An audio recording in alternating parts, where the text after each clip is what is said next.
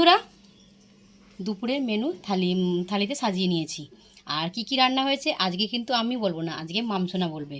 রোজ তো আমি বলি। আর এই যে মাম্মামের থালা সাজিয়েছি, মাম্মামি খেতে খেতে বলবে কি কি রান্না হয়েছে। মাম্মাম বলো কি কি খেতে খেতে বলো কি কি রান্না হয়েছে। এটা হচ্ছে ভাত, আর এটা হচ্ছে চিকেন, এটা হচ্ছে পটল ভাজা, এটা হচ্ছে কুমড়ো, বেগুন আর পেঁয়াজ, করলা ভাজা, আর এটা হচ্ছে স্যালাড, আর এটা হচ্ছে জল। এবার বলো।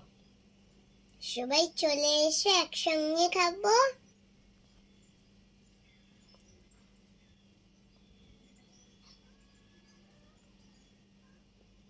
কেমন হয়েছে সোনা? ভালো হয়েছে।